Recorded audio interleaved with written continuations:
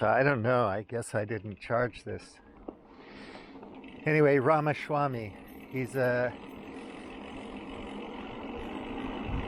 Republican candidate who kind of seems to position himself as a, Trump is great kind of candidate. But I just want to warn people, please understand these people don't represent you. They don't care about you. They're quite cynical, actually, because in not recognizing the energy problem and the climate problem and all this kind of thing, he's basically telling you that he wants to have unrestrained, unregulated, free market, no holds barred capitalism for himself, so that he can make a shitload more money in the next few weeks and months and years, while the rest of us just basically go to hell. Because we lost the war on drugs, we lost the war on terror, we lost the social justice wars, the civil rights wars, actually, at the end of the day. People like Ramaswamy, or whatever his name is, they own us. And, as long as we're relatively well entertained, we don't seem to care. But that's going to change in the future. Like I say, NFL is like canary in the coal mine. When we stop spending on spectacle in the United States, the game is up. But that won't be for a while. There's a lot of suffering and a lot of downhill slide that all of us can experience for quite a while before it becomes so nakedly, horrifically obvious that this thing of ours that we started 400 years ago with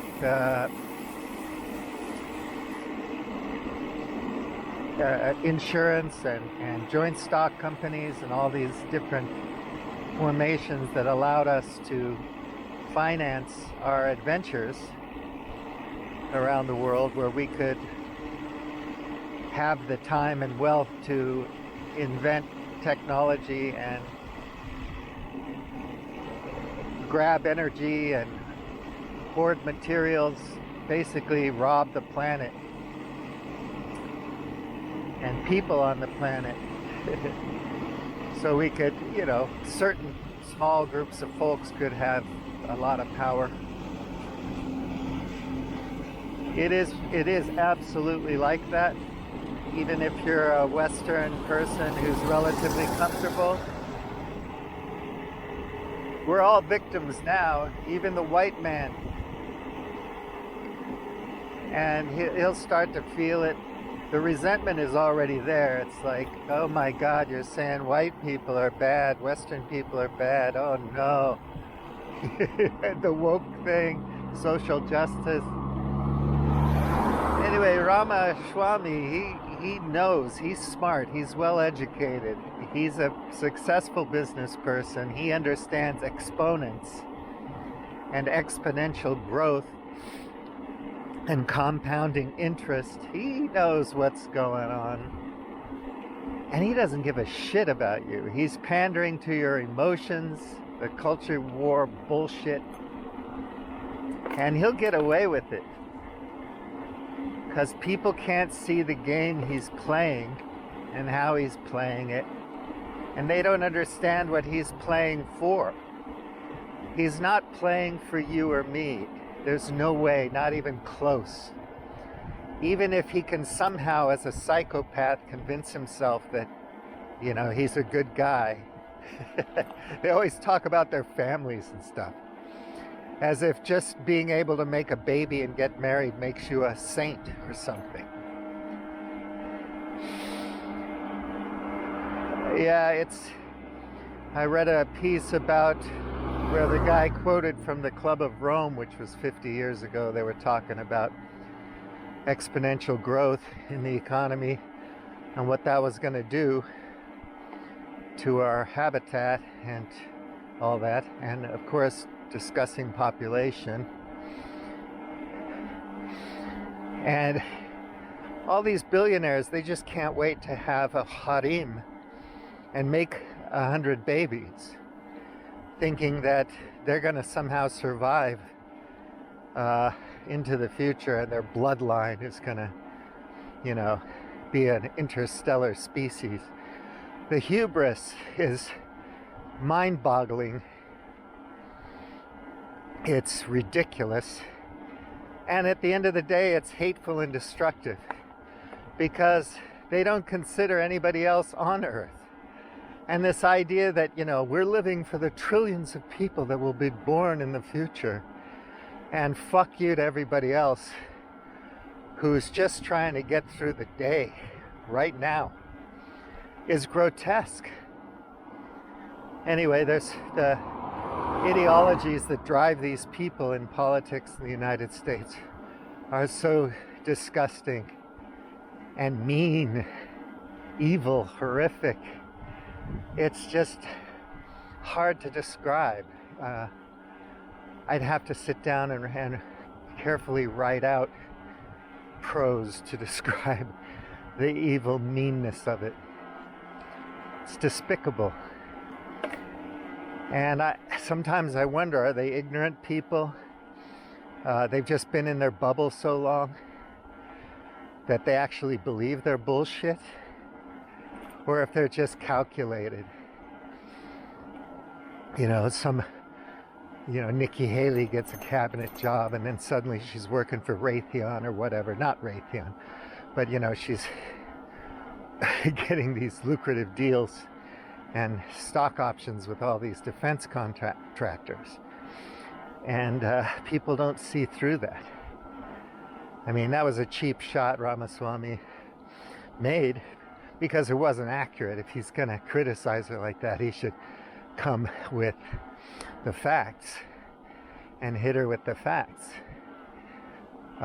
So he wants to end the Ukraine war. Bully for him. But anyway, these people are, they're just sinners.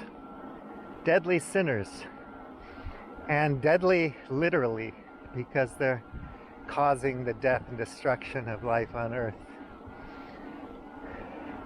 The planet, I hate it when people talk about we're killing the planet or saving the planet. It's just like drug wars and wars on terror. You don't fight wars on drugs, on a drug. You might fight drug cartels with an army or your police forces. But the real fight is a cultural fight. It's a fight for public health. Why is there so much demand for drugs in the United States? Why are people using fentanyl? It's not like Mexican drug cartels are coming up to the United States and putting a gun to your head and saying, shoot up smack. You're sick. You're depressed. You don't feel life is meaningful. You're bereft, you're lonely. And so you're doing drugs. I mean, alcoholism and smoking is horrific. It causes so much death and disease and destruction. Breaks up so many families. We don't see the contradictions at all. So this is one road that I keep driving by, and I want to go and check it out. So I decided to come up here today and check it, see where it goes. So war on terror. Terror, what? You have night terrors. You're going to get a gun and try to blow it up. You're afraid. There are reasons why people rebel. There are reasons why people commit crimes. And there are reasons why insurgencies develop and all of that kind of stuff. There are causes, complex webs of causes for these things. And if you can't recognize your own part within that web of causes, then you're an ignorant fool or a liar, a scammer, and you're using the fear, the terror in your own community to finance your greedy bullshit. There are reasons for all of this stuff. And then, Russian bots. As if Americans need Russians or anybody else to feed them disinformation and bullshit. Culture wars, they do this among themselves anyway. And all of it's propaganda. I've noticed something very clear now over the last, 10 years? I stopped watching the cable news just after the 2016 election. I was already weaning myself off of it before then, a couple years before. I hate to admit that I watched it, 2010 and so on. It's just such a disgusting thing. It fucks up your brain so bad. Anyway, the Trump thing was driving me crazy. And so I weaned myself off of it. Now I watch like 5 minutes just to see if we're still just insanely sick. And it's horrible. But anyway, I've noticed something very clear now since I've been off of it for almost 10 years. Instead, I've been reading books and science articles and papers, and I've been reading journalists who are out of the mainstream, and I've been, learning stuff from online courses, just kind of trying to do that instead of watching the shit show, which I know is just a whole bunch of it's just for corporate profits. Has nothing to do with trying to inform you or improve your life in any way. It's just about making these big corporations tons of money for their shareholders, and you might be a shareholder, so bully for you. I think I'll go this way this time. And these idiots on there are all extremely well paid, so if you have a 4-star general on CNN, they're getting compensated to tell you a story, not to share their honest ideas, thoughts, feelings, and opinions. Honestly, they're not stupid people, so they have to be fucking with you. They know better. Everyone's biased, so whether you're a heterodox commentator or a mainstream commentator, you have your motivations for spinning a tale. But I've noticed that with a lot of my friends that I've known a long time, or people in general, you can tell just by the way they talk and what they say whether they're cable news addicts, because they will absolutely regurgitate, spit up and spew and parrot all the talking points they see on MSNBC or Fox or wherever. And they probably read a couple of articles in The Economist every month or Bloomberg or something.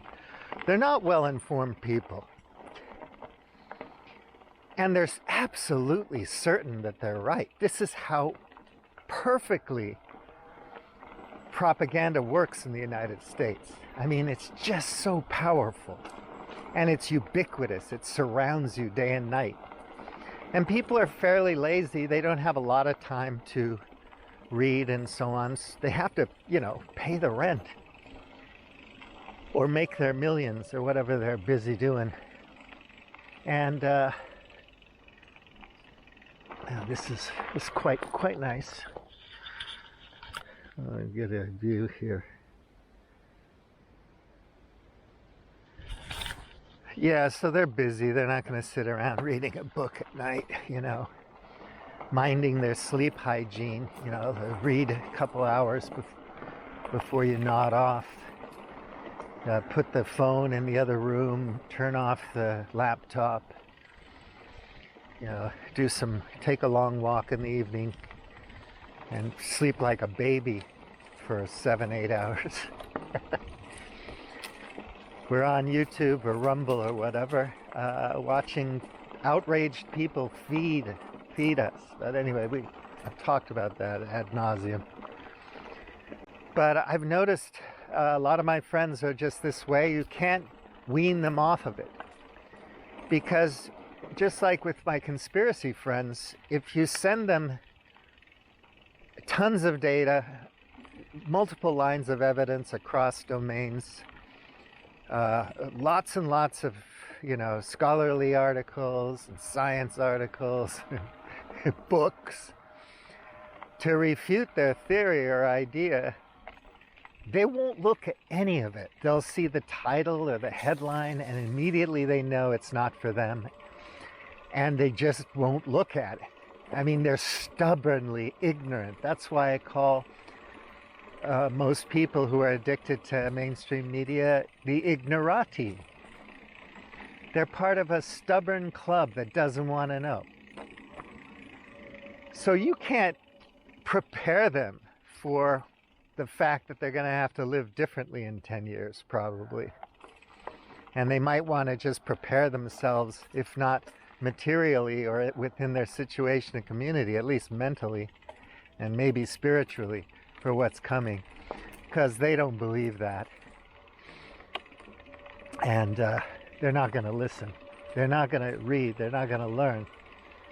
They have nothing to learn. They know it all. They're fed information every day. Look, the difference between them and me, honestly, is that I really have to do more work to learn what I'm trying to learn. It requires calories, effort, and time. And I'm not an expert or a genius, and I don't have an Ivy League PhD or graduate degree. I've got a lot of experience in the world. But, wow, this is nice. I don't want to go back down there, though. I want to go to that other street and go around the other side and see where that takes me, because I'm interested in that. But am I on the right gear now to do this? That's always a problem. Yeah, I'm good. So, wow, it smells beautiful. Ooh, really, really nice. Yeah, so whether you believe me or not, I mean, it just takes a little more energy to read, to look up terms, to delve into things that you don't understand when you first see it, and to triangulate, to read a couple of books from different perspectives and see what you think you believe in, and look at reviews and look at sources. Where did these authors get their information from? Now, if you're reading poetry or a novel, literature or something, you don't have to worry about that. You read Shakespeare or the Bible, interpret it as you can and will at the moment. I guarantee if you read Shakespeare, Much Ado About Nothing right now, and then read it in 5 years, you'll get something new out of it, because it's brilliant. And that's why people love the Bible, because they can pick it up and get some new thing out of it every time.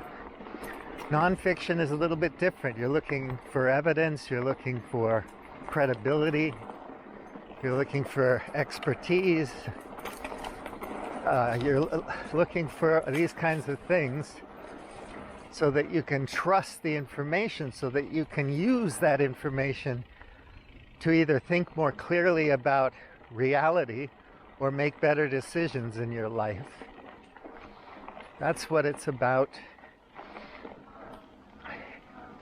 And my ignorati friends, man, they will not take a look at anything you send them that isn't right in that feeding zone. that dog food mainstream propaganda source. And it is mostly propaganda. Of course, all of those news outlets have some information that's useful, like maybe the weather or sports scores. But when it veers off into opinion about anything serious, where people have a lot of skin in the game, but not you, forget it. You know, you're going to be fed a party line. And it doesn't matter if you're left, right, or center. It's still the same. So people want to talk to me about what communism is and democracy and all that. I don't think people have a clue. And then you have to point to examples of various different kinds of democracies and how they run and how they are structured and how the system works and what their primary goals are. You know, is it just enfranchisement, or is it something more? Is it more intangible values and so on, or is it something tangible that you're looking for? Anyway, people don't understand, they don't know, they don't understand the context of the Constitution or the Bible, whatever they're looking at. When was it made? Who wrote it? Why did they write it? You know, what was the culture like at that time? Many, many questions you can ask to give yourself various frames and lenses with which to look at what's being said and interpret the meaning of it. You know, it's not all the same thing. So yeah, everybody seems to know, because I know how it is. You read a book and that book's in your head at the time, so you kind of put explanations through that lens, that frame, while it's fresh, and then it kind of fades in the background. You're reading another book. But people are reading a certain kind of literature about something, and then they kind of adhere to it because they made the effort to read it and try to understand it. It's an investment. So I understand that. But be careful, because cognitive dissonance can come in. You can get too wedded to these ideologies or ideas and perspectives, and that might prevent you from expanding your understanding of things to a greater degree. Yeah, so basically that's it. You know, it's like, I just know that it's impossible to get through to the ignorati. They're gonna get their sources of information have never changed. They haven't learned anything new in decades. They're not going to make the effort to learn anything new because it's not worth it to them. They're very comfortable with their outlook, their worldview, their ideology, their belief systems, whatever it is, whether it's religious or ideological or whatever. And they're not going to shift. Very few people are on the fence trying to climb up the wall to get a better view and say, maybe this guy has a point. Maybe I'll give it a fair look. I'll take a quick peek and see, you know, if anything this person has to say is valuable or interesting or useful or whatever. Most of us just aren't like that. I've had many people look me in the eye and say, this is the way my granddaddy did it, this is the way I do it. Okay, traditional approach, I get it. I'm not against that. I'm not against your grandpappy. But in a complex global civilization, you might need to know some things to make a go of it in the future. And if you don't, it might turn out to be detrimental to your survival. But it doesn't matter, you know, we're all gonna fucking die. Sooner or later we all get clipped. And maybe for many of us, it just what matters is comfort, power, status, or just feeling good about yourself in terms of what you believe. You know, the tarot cards and astrology make me feel good about, I like that information. My friends who are into astrology call it information. And so what's wrong with information? So on and so forth.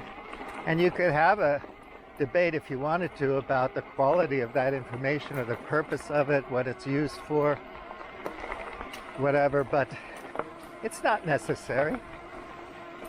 They believe in astrology. Okay, cool. I hope that information helps you in your life, makes you feel good, and empowers you and whatever. I have to train myself not to get impatient or angry with people, because we're all different, coming from different backgrounds, with different skills and abilities, and you know, what good does it do me to judge you? The only time I get really impatient is when someone's trolling me or evangelizing too much. Like, I know you believe 911 was carried out by whatever, and that if everyone just understood your theory, the world would be a perfect place. I get it. But I disagree strongly. And I don't think we can change each other's minds, so let's be friends and talk about something else. So I have libertarian friends that want to convert me to some version of radical libertarianism. I got, you know, conservative and religious friends that want to convert me, and so on and so forth. And it's like, look, I respect you as a person, as a friend. Much love, but I don't see it that way, and I have reasons for my point of view, and I can share those with you if you want. Fuck off. I don't want you to share your stupid, however they label me, opinions with me. And then I say, okay, I won't, I promise, but don't evangelize to me either. Let's just agree to a truce and talk about tennis or herbal medicine or whatever else, movies, music, art, or yeah, tell me anything that excites you. I don't care. Talk about your pets, talk about famous people that you like, tell jokes. It's all good. We don't have to be in each other's faces trying to convince each other. There's nothing you can do to save America. America's so rich, and the people who run America for themselves, not for you, they have way too much power. You really can't fight them, short of some kind of a revolution, and nobody has the right stuff for that anymore. People aren't, not like in El Salvador, where you're going to say, look, I'm a peasant, I have nothing to lose. I'm sick of being treated like an animal. I'm going to fight until I get killed, period. You know, you're a Viet Cong or Viet Minh or whatever. And you're just saying, until the foreigners are out of my country, I'm on the line until I get killed. And these people know they're going to get killed. But it makes them happy, because fuck these bastards who are messing with my country, dropping bombs and napalm and cluster bombs and mining everything. To hell with these disgusting human beings and their shitty ideology. I would rather fight and die. But Americans don't have that. Even if they go to their little camps and practice with their AR-15s and their pistolas, some tactical stuff, they really don't have the balls to fight. You know, they're too busy LARPing. It's too much fun to pretend. And of course, if they did fight, they'd probably just fight for the wrong reasons to achieve the same thing that they're fighting against. In other words, I don't want them to be in power, I want all the power, and then I can lord over everybody. I can tell them what to believe and how to live. I can make women real women again by being a real man. And all this, make America great again crap. So it's like my lifestyle, not yours. And, that's it. But in a way, it's a blessing that Americans don't have balls. Because if they did, all these people would be out in the street killing each other. And there would be a civil war. And it would be quite ugly. I hate to say it. Oh, man. To go uphill some more. So,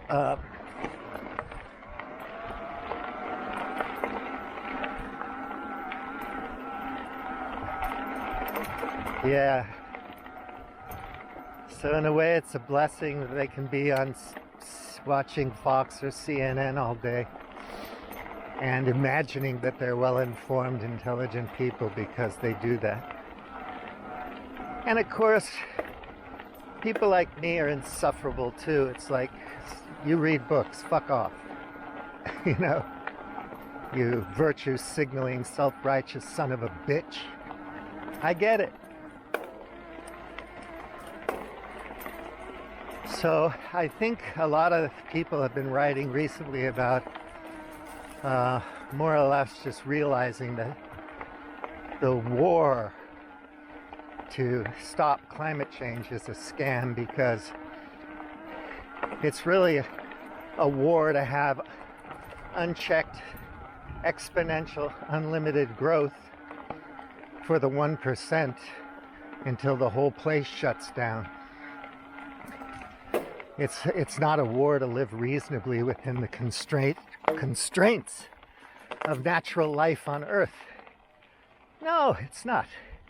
It's about these guys pretending they can geoengineer the planet.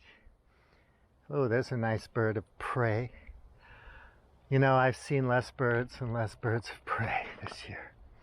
I don't know why. But if it's a trend, it's heartbreaking. It's one of the things I love about this region is the kind of diversity of the bird life and little animals in these forests, in these tiny little wooded areas. And I don't like mass extinction. It breaks my heart. And eventually, we're vertebrates, we're mammals. It's going to hit us too.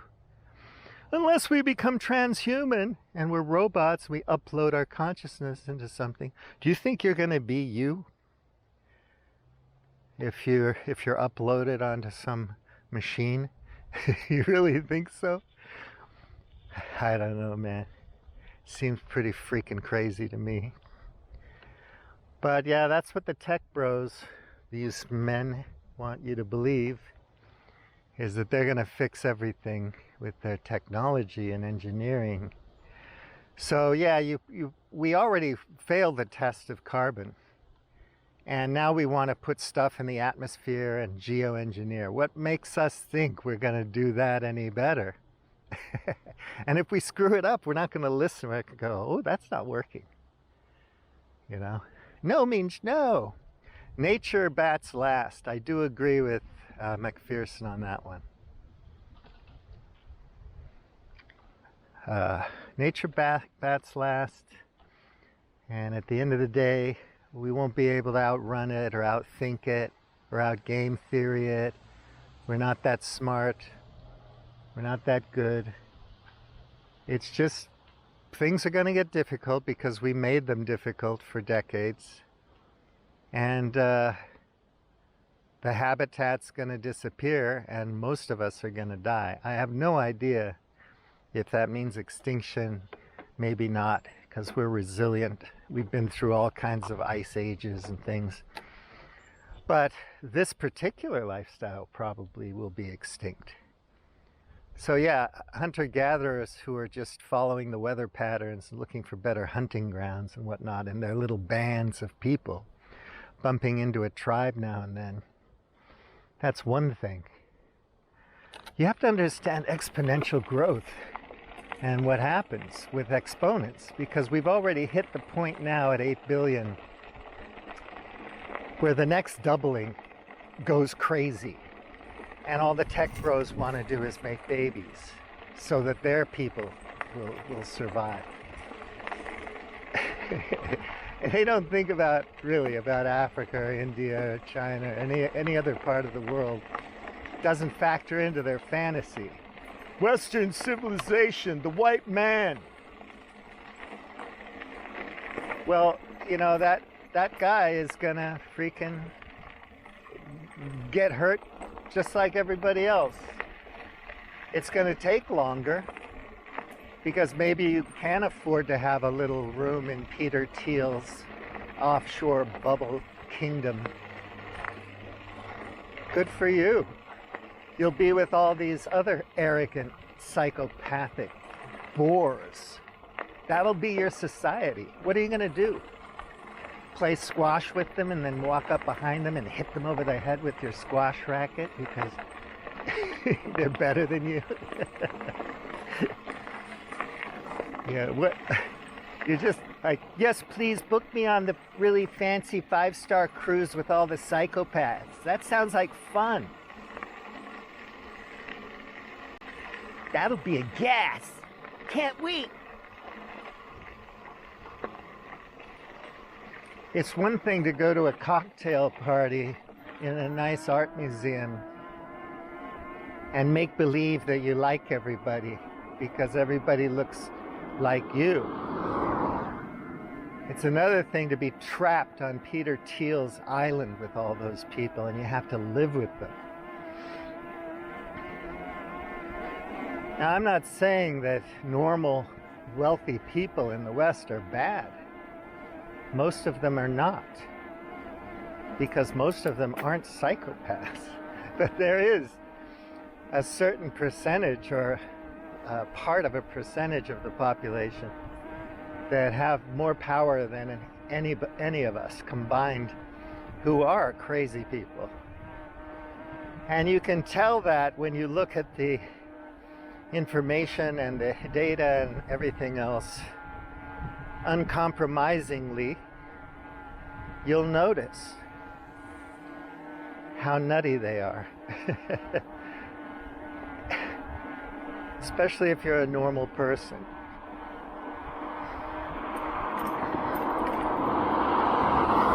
You know, people still, a lot of my friends who are MSNBC watchers still think Elon Musk is some kind of a really cool guy. He's done a lot for the world because he made an electric car. And they have no idea about the financial scams he's been running. They don't care that he's a liar.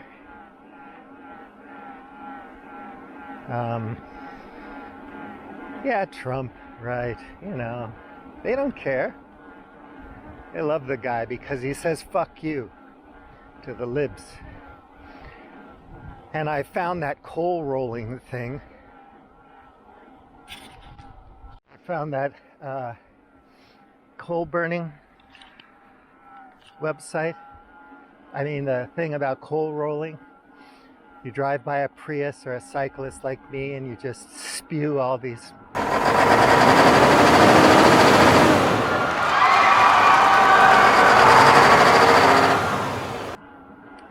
diesel and you wreck your own world just to do that to somebody because they want to ride a bicycle or they want to drive a Prius. And you probably think you believe in freedom and democracy, and you're doing that to people.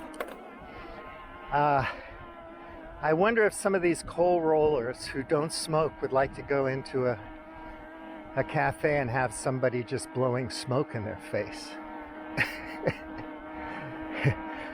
Fuck you, conservative shit for brains. Ha ha ha. You know? I read that people don't know how to behave in public anymore. They go to movies and they act out and they make noise and they don't care what anyone thinks. Damn, this girl's savage though. Fuck. You get in there, man.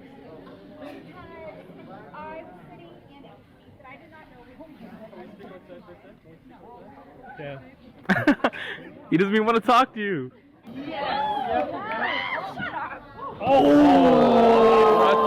Arrest. You done fucked up now?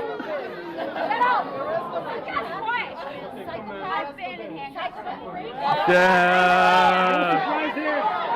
No.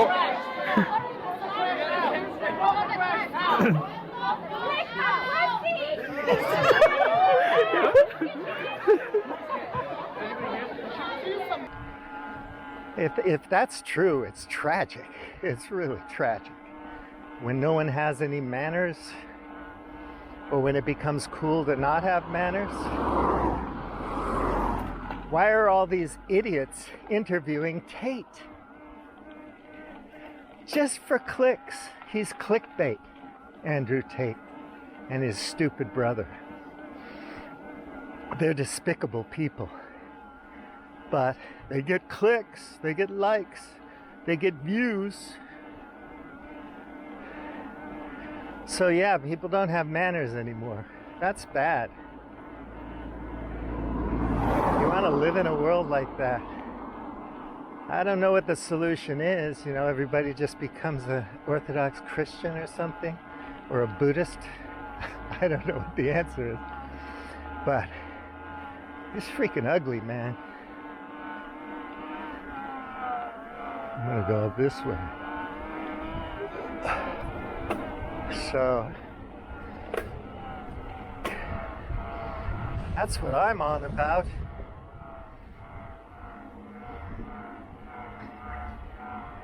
So I put up on my Facebook the other day, Caldas da Rainha is the new Florida.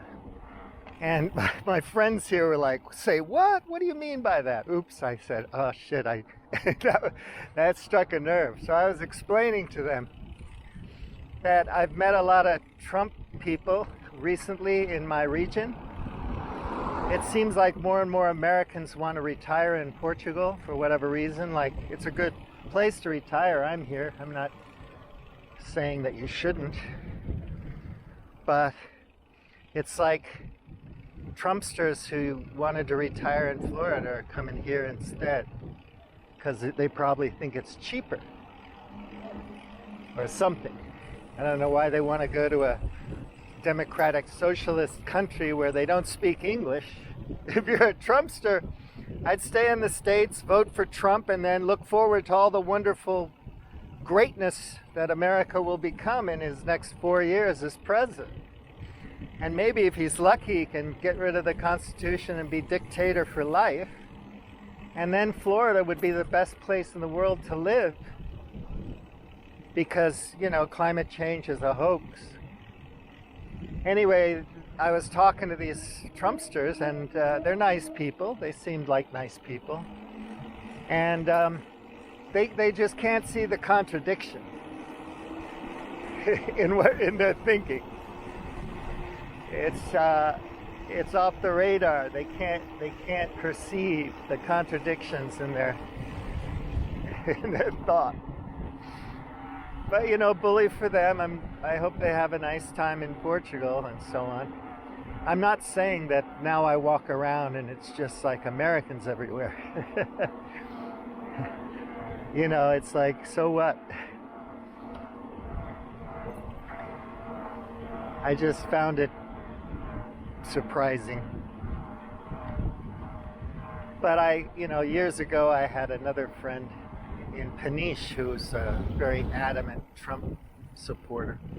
And I met a guy in Óbidos also who was an adamant Trump guy from California Republican. So yeah, politics, you know, who cares? They're nice people. They like dogs.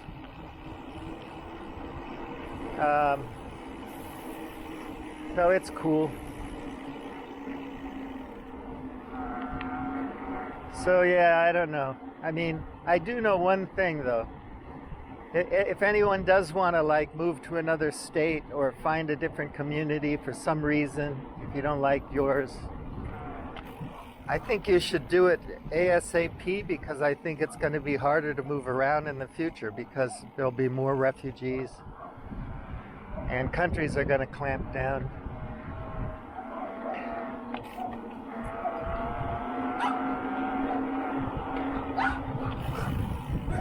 Countries will start restricting immigration, and you know, people are going to get mad, so they're going to say, I'm sick of these high real estate prices, all the foreigners coming in with their money and driving up the real estate price, speculating and so on. They're going to get mad. Governments are going to say, okay, that's off the table. So there used to be a golden visa thing in Portugal where you could invest $500,000 and get a visa straight out. But that's off the table now. So yeah, if you want to go somewhere to Idaho or Florida or Portugal or wherever for some reason, you might want to think about getting on with it. You know, if you have a lot of choices, you might want to have a place in several countries. But keep in mind, I don't know, you know, it might not get totally restrictive for another 20 years. So it depends on your timeline. If you have young kids or what you do for a living, obviously, it depends on a lot of things. This is a thoroughly attractive little zone. Very, very pleasant place to ride a bicycle.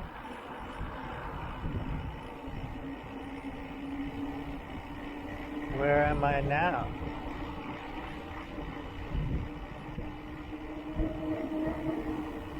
Vandy. Whoa, this is cool. Salir de Matos. I like Salir de Matos. You guys want to see Salir de Matos?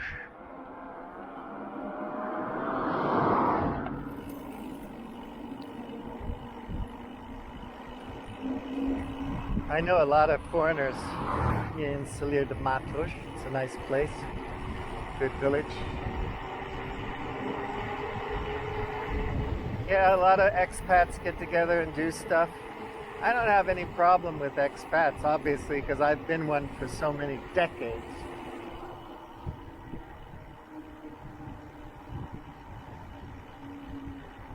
I wonder about this small street. I don't think I've ever taken this one down before. Maybe I will this time. So, who am I to talk? Mr. White Privilege in Japan, Taiwan, China, Hong Kong.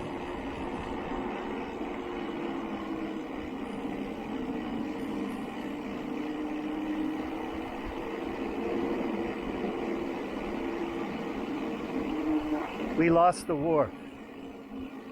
So sometimes when you lose, you just have to go back to the gym and learn from your loss and come back and do what you gotta do. It's a nice stone house. So you lost. You say, all right, things are going to be different in the future, so what do I have to do to prepare for it besides canning fruits and vegetables?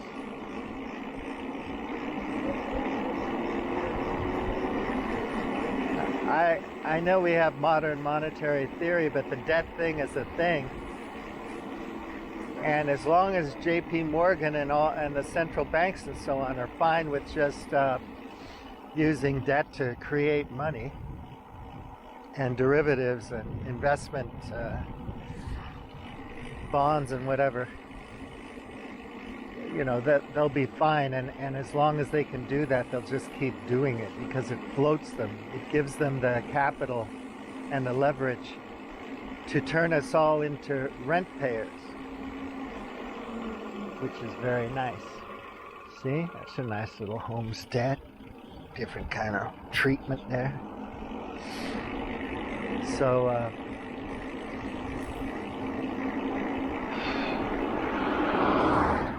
as long as the scam, the Ponzi scheme can operate, it's going to operate because the players want it to keep going. And we won't do anything. We're not going to take our money out of the bank and put it in a credit union or anything like that. We're going to do what we're told. We're going to watch TV and look at the advertisements and buy our prescription drugs and put our money in Bank of America or some other institution because it's so much fun. And we're going to just continue doing what we do until we can't. And then I don't know how much cash you have in the bank and what your cash will be worth.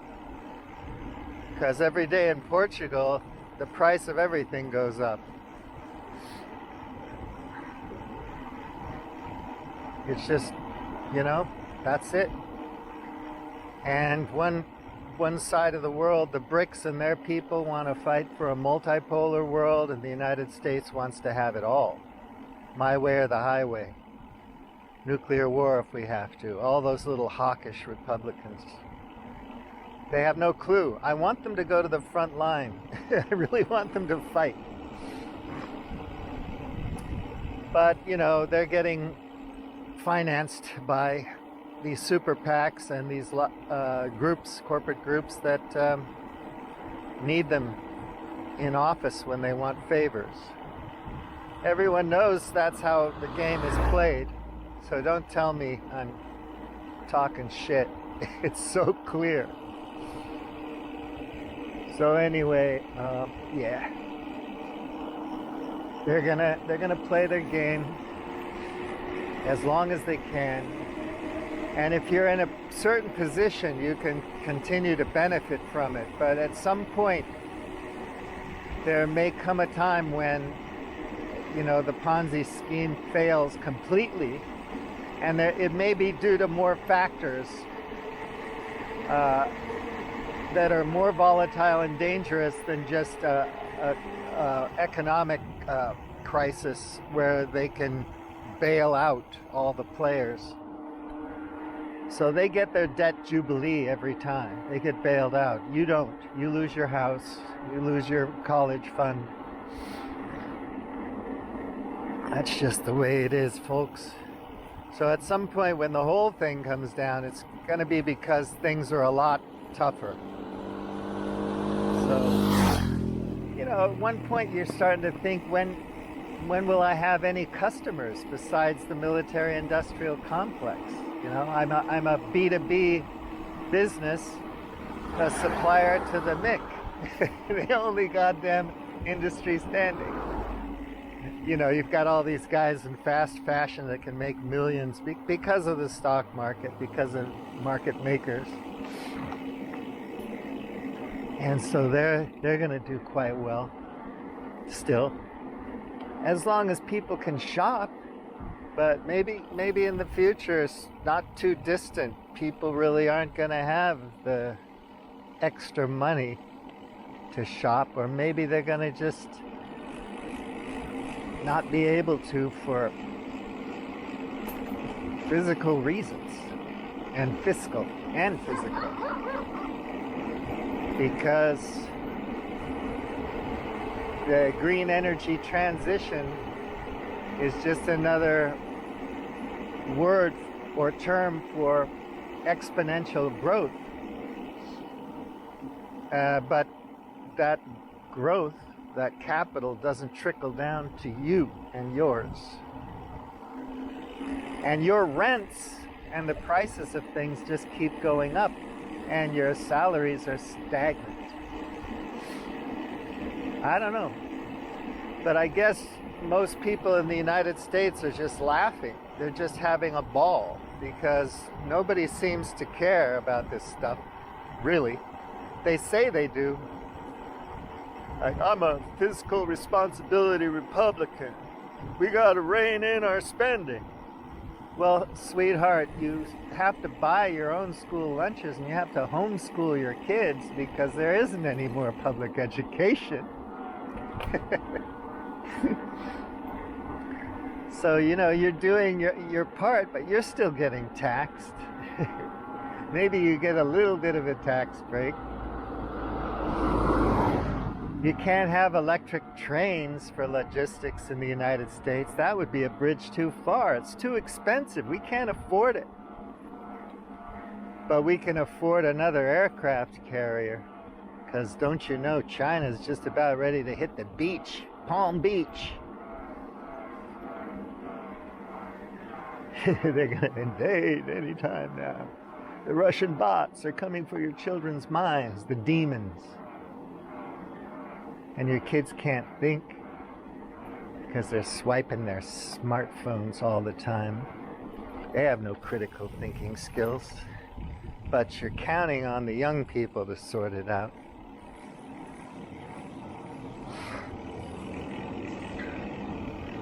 Yeah, it's going to be one absurd, crazy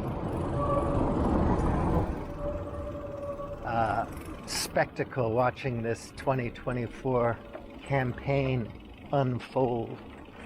Salir de Matos. It's a nice little town. Quinta dos Monges. Quinta dos Monges. So yeah, I think I'll go on the sidewalk here. There's a little bit of a park.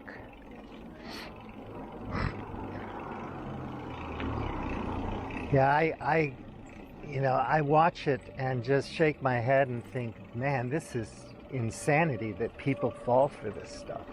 And then they interview the people, you know, CNN or Fox after the debate, and they talk about who they liked and didn't like, and I'm going, what's to like?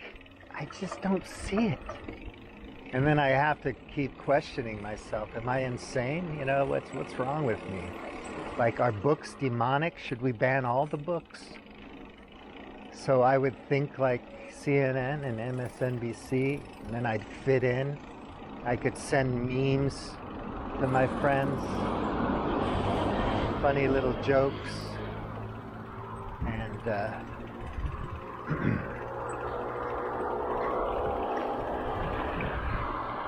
I don't know, man.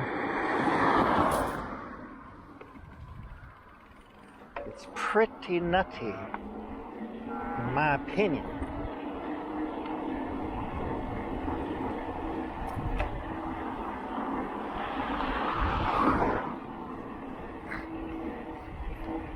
Chris Christie, oh man, Vice President Pence. I just see, I have a feeling, you know, I can't understand these people's mentality. It's like they have mud in their brains. You know, they have swamp brains. They're just stuck in the swamp. It's up to their knees and they can barely move. And they're just stuck in this one place. And they look around and that's the world, the swamp world. I mean, I understand Ramaswamy or whatever his name is better than I understand Pence and Christie and those people, because they're freaking nuts. At least I know that what that guy's doing. He's saying, I'm going to scam these dumbass voters, get them to vote for me, and I'm going to be president for 8 years. And then when I get out on the other side, I'm going to make 1 billion times more money than I had before I started. And I'm going to be rich and powerful to the day all of us die. And I have a family. My beautiful wife and my lovely daughter. Everybody's so proud of the fact they have a family, which is nice. You should be proud of your family, but it's like, so what? You want to be the leader of the free world. You might need to have something more in your soul and your brain than I have a family. But of course, normal voters, I'm going to go back. Normal voters they can relate to somebody who has family. And you know, it makes Ramaswamy seem like, he's just like me.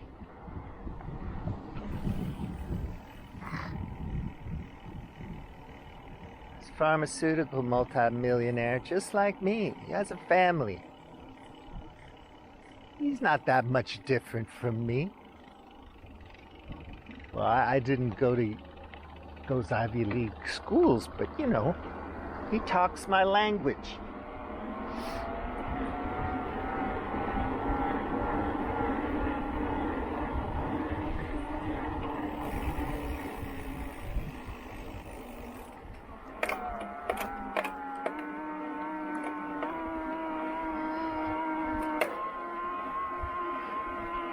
Yep, now you know why I need an electric motor. Because I ain't all that. These hills are steep.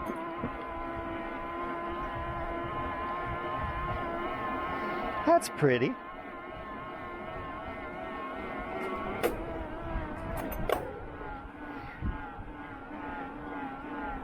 Yeah. And, you know, if you are in the West Wing, you know, one of these privileged, fortunate people that work for the man, for the boss, for the cult leader, for the Pope, and you just feel like you're living the dream, you know? It's like you're doing something important for the world.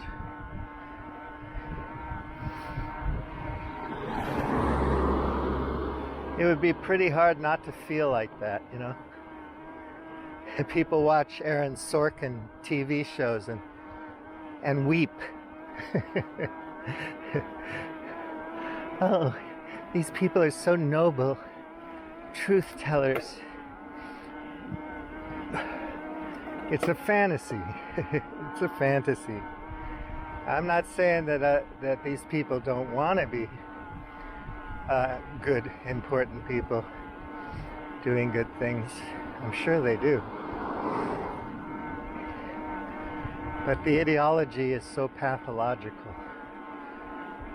that, and you can't see through it because you're not incentivized in any way to see through it. That's not in the picture.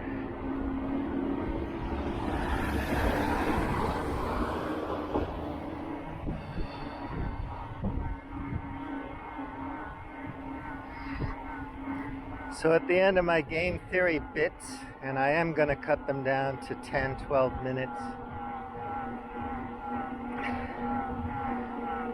I'll put a blog post up, and other than my biking or travel videos, I'm going to stop because I have another project I want to do. Nobody cares anyway. I just do it because I feel I gotta talk to somebody. So I talk to you.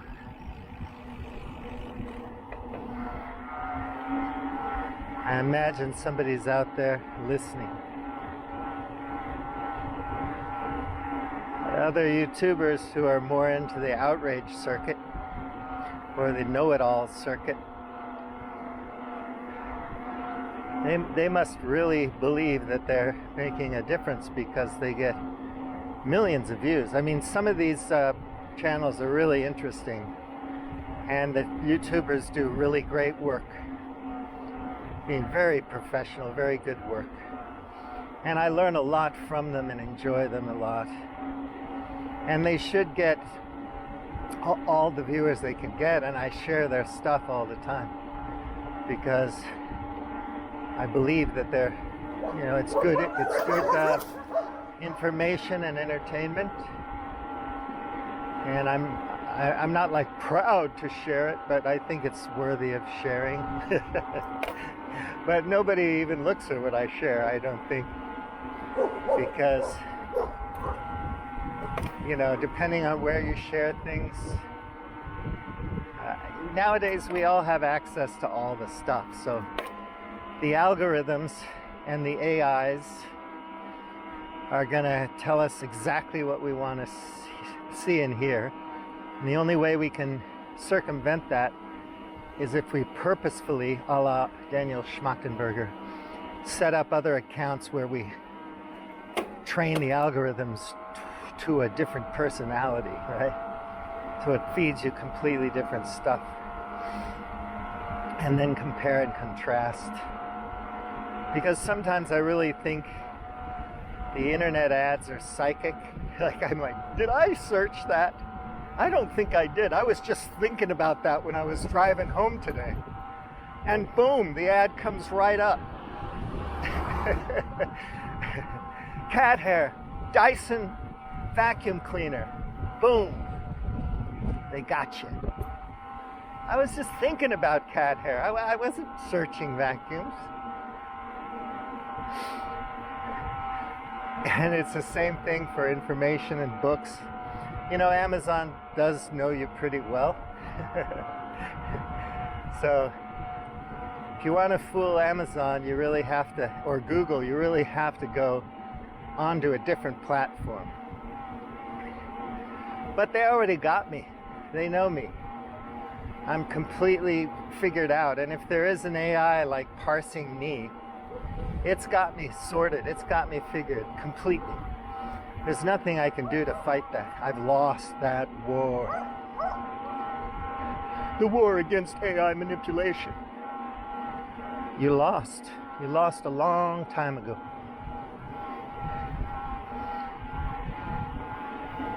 So I've seen some videos of people who've lived off grid for decades. Really off grid. It's very interesting, and most of the people who've done that are extremely intelligent. They don't have TVs. Now, of course, they have computers, but they read a lot. They learn how to support themselves in the wilderness. They're very practical, you know, their knowledge set, their approach to things, empirical, and they're so intelligent, so mild-mannered and down-to-earth, and wise. I think they learn a lot from dealing with themselves and nature, and of course, people.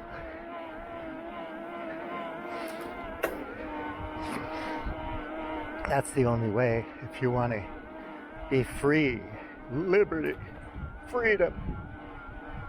You know, you just go completely off grid. It would be more fun to go off grid in a Dunbar number community. So you had a few friends to play ping pong with or whatever. Pinochle, bridge, football, frisbee, you know, barn raisers. It'd be nice to have a few musicians in the camp so that you can dance and sing. Bongos. Somebody who's a good cook. Somebody who can set bones. You know, a nurse, a doctor. It'd be great. Not everyone in the class would be your best friend, but you'd communicate with everybody. It's like an NFL team, the coach is saying, don't talk to the same people all the time. Talk to each other, get to know each other, understand each other. You're a team. I reckon there's 150 people on an NFL team. And they do amazing things competing at the highest level. I mean, these people are elite athletes. And yeah, they wreck their bodies and their brains. But it's their choice. So, you know, and if you're playing at that high level, you must love playing football, right? Or if, let's say European football or NFL football, but they wouldn't go and train that hard if they didn't love fighting in the ring. And it's not just that all these people couldn't make a dime if they were doing something else. It's like actors. You know that 99.9999% of all actors are never going to be Hollywood actors or filmmakers. But they can still make a living at it if they want. And if they supplement their acting with another job. Most actors do, and they're damn good actors. I watch a lot of foreign films that would be very hard for an American to sit through because they don't have the same story structure or pace. So the pacing of a story is really important to Westerners. You have to have a payoff every few minutes or so, or you just can't concentrate, you can't focus on the story. So they have to be structured in a certain way to have any kind of audience. But in the rest of the world, Azerbaijan or something, Greece, people make movies that are different. And I find them fascinating. Sometimes it's the directing, you know, the camera work, sometimes it's the design, sometimes it's just the mood of the film or the acting. You know, sometimes I saw a film, the last edition or something like that, just two actors, a few extras. And it was a very interesting film. I mean, I don't want to spoil it. I'll put a link to it, but it was quite interesting in the way the story developed and the way the characters were willing to improvise with one another. They were generous people who were willing to give their time and support.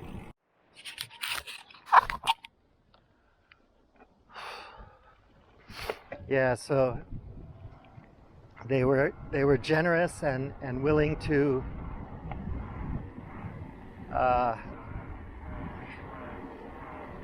go through something together intimately, more or less. And it's just two people. So when you're directing like that, the blocking, the way the actors move around in the scene isn't that complex. You know, it doesn't have to be complex. It could be. You could do it that, you could direct it that way if you wanted to. But a more efficient way is just to put the camera there, choose an angle, and put the actor's face, you know, medium close-up or close-up right in the shot, and let their face and expressions and voice tell the story. So when you make a film like that, you have to have really good actors, because the whole film largely rests on their performances. You can't have any other form of excitement. But it was amusing. It kept my interest. I enjoyed it. I didn't get bored. But it's a kind of film I don't think many Americans would watch. Because, you know, it doesn't have those payouts. But it did have a good dramatic question and a through line of action that was very clear and interesting. So from a structural point of view, it was still a good play, a good story. But I forgot why I brought that up. Yeah, the other thing I noticed with these series is like the producers are thinking, is it going to be a 3-season show or a 1-season limited series or what? I don't know, this could have legs, so let's see if we can get another season out of it, and if there's enough support from the audience, we'll put in a third. So they leave everything at the end of a season kind of open-ended. It's like, say what? So there's never a really good conclusion to anything. You just like have to leave the series going, well, I wonder what happened to those guys. Which is okay, I don't mind. But, you're kind of waiting for the big payoff at the end. Sopranos kind of started that a long time ago. And that was, interesting the way they left that off. But generally a conclusion to a series would feel like a conclusion. A kind of winding up, moving on. Next chapter is going to happen somewhere else. But that's fine.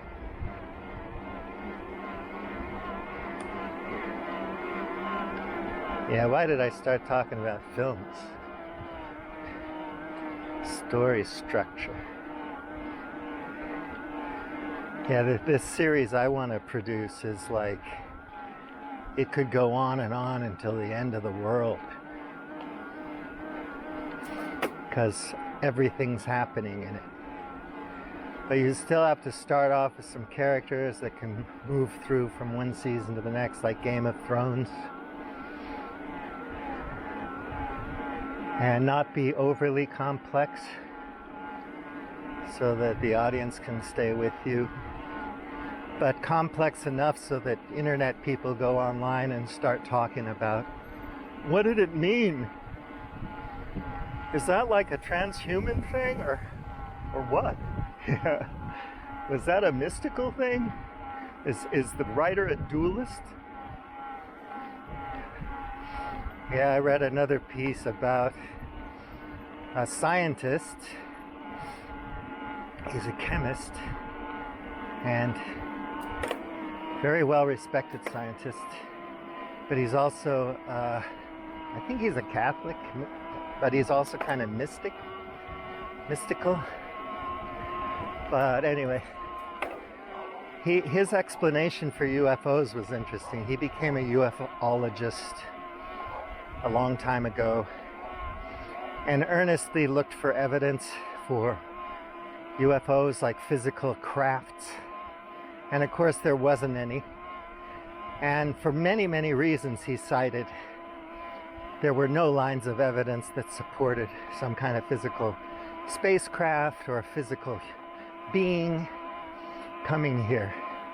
And there are a lot of reasons to disbelieve that scenario, that a being of some sort could get in a ship of some sort and do interstellar travel. So some believers think there's a planet in our solar system that we don't know about, or they live on Venus in a different kind of way that we can't detect, or whatever. But there's no evidence for it. So again, you can believe the story or you can think it's a good, rational, plausible story, but if there's no evidence, there's no evidence. Extraordinary claims require extraordinary evidence. So anyway, this ufologist couldn't find any evidence for it. It's just not there. So whatever the government's saying, it's like whatever their reasons for pretending like it's a thing, who knows. But he tried to find evidence for a long time, couldn't. But since he's a dualist, meaning that he believes in the physical world and the spiritual world, so God said in the Bible somewhere that God created us and the earth, but God also created angels and demons, and these are not physical beings, they're not creatures. Jay Dyer always pointing out that these are not creatures. If you're a creature, you're like this. So he's basically saying that that other realm exists, and we have visitors from this other realm all the time. And sometimes they manifest. In other words, they become perceptible. as light or sound or images, shadows or whatever. And this is what we're seeing. Evidence of the supernatural, the spiritual realm that somehow can show itself in our realm somehow. I don't know how, but anyway, there's some way that that's done. And who am I to question the acts of God, what he can do? I'm just an ant. So, yeah, that's his explanation. So obviously it's like, well, that's a great explanation. That makes total sense. No evidence for physical craft, therefore it must be spirits, demons. Got it. Okay, we can close the chapter. We know now. So of course, the guy wasn't saying that he has evidence that that's true. His evidence for it comes from his faith. So he has faith in his Christian beliefs, and in that context he can easily think that what people are seeing when they see UFOs or talk about being taken up in a UFO, they're actually being possessed by demons. They're not being taken up into a craft, they're being taken into the spirit world for a bit. And, that kind of thing. So that's the explanation.